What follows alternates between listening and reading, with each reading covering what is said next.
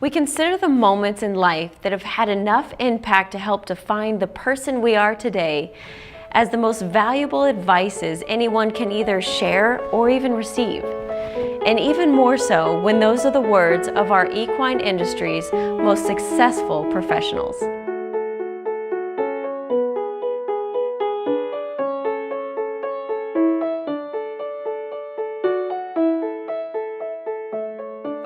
One thing I remember when I was a kid, I was probably about 14 I think at the time, and I was at a rodeo, and I'd had another horse that, you know, from somebody else that I used to barrel race on, and I was quite successful with that horse. And then I was going to use one of our own horses, and I remember my dad saying to me, I was about ready to go in for this barrel race at this rodeo, and it was going to be the first time that I ran this horse. Consequently, this is a horse that we did every other event on. And my dad said to me, you know, was I nervous? Because if I was nervous, then I should get off right now.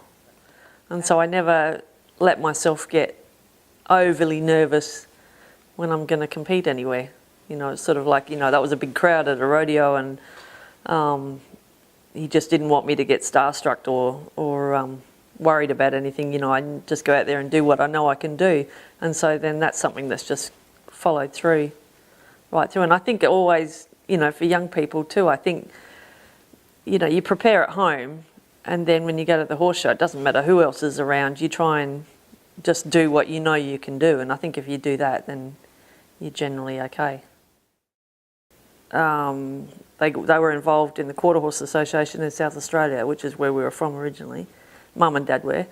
And so we then grew up doing rodeo and quarter horse shows, and I did every single event, and we had like one quarter horse between 5 kids, and you know, so we had to kind of share, and the horse had to do everything, you know, like you used to do. Then so did that all through, you know, younger years, teenage years, and then when I was 21 was the first time I went to the States. And then I came over here for 6 months, and I'd met a guy that had been out to judge in Australia, Jerry Kaufman from Wyoming, and so that was sort of a contact. And actually, right before that, I'd sort of decided I was going to come over, and then Martin thought, oh, that's a good idea. So he actually came over for 3 months and went around to a few places and was in Colorado and Wyoming, etc. And then I came over after him for 6 months. And spent quite a bit of time with Steve Schwarzenberger. I got introduced to him, and so went and stayed there, and that introduced me to, you know, a lot more training and reining and pleasure, and because at the time we were doing kind of everything. And then I went home and saved all my money again, and came back for 12 months, and I went to Schwarzenberger's again. And part of that, I came down and spent a month at Macquarie's, which was really good also.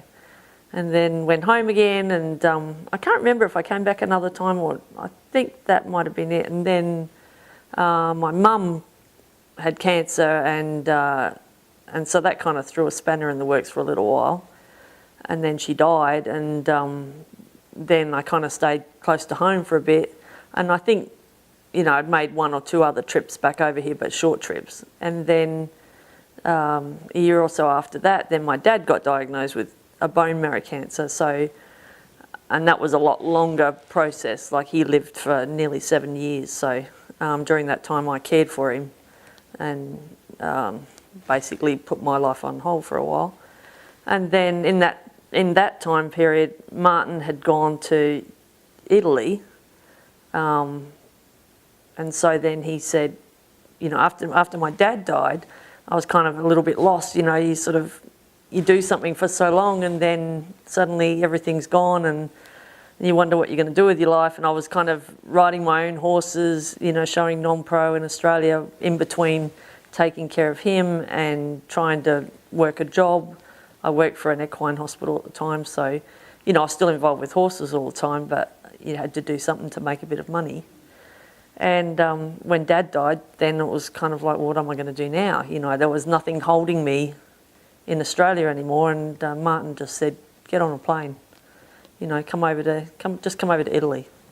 And so I did that. I kind of organised everything, put my dog with a friend, and jumped on a plane and went to Italy, and then kind of the rest was history. Then I ended up just staying over there, working with Martin for a couple of years, and then going on my own in Switzerland. And then, I was there for, 10, 11 years. And then I decided that I wanted to come to the States because it's kind of where everything is, really. I mean, Europe was great, and it was a great stepping stone for coming over here, but over here is so much more. There's good horses and trainers in Australia, and more so in Europe, but then in the US it's magnified, times 100. So, you kind of, if you want to be competitive, you have to stretch yourself, I think, and go to where that competition is. So that was sort of my plan, was to come over here, and then I'd kind of put that into action, and then I found out that I had cancer, and so that kind of threw another spanner in the works and kept me in Europe for 7 months longer than what I wanted. But then everything sort of works out for a reason, and I come over, and now I'm here. It was summer of 2016 when I came to the US. Australia is just a lot smaller. I mean, the population in general in Australia is, I think it's about 24 million at the moment or something like that. That's over the whole country. So you're looking at a country the size of the US. And then obviously not all of them are horse people either. So that reduces the competition down even more. And it's predominantly a English style country. So a lot of eventing, dressage, Australia's been very good with that. So, just coming to Europe. I mean, I probably would never have gone to Europe if it wasn't for Martin being over there. And I mean, he was, extremely successful over there as well, after even being in Australia. And I think, being in Europe it makes you lift your game. The competition's obviously a lot more tougher than in Australia, so you have to step up if you want to be successful. Big story.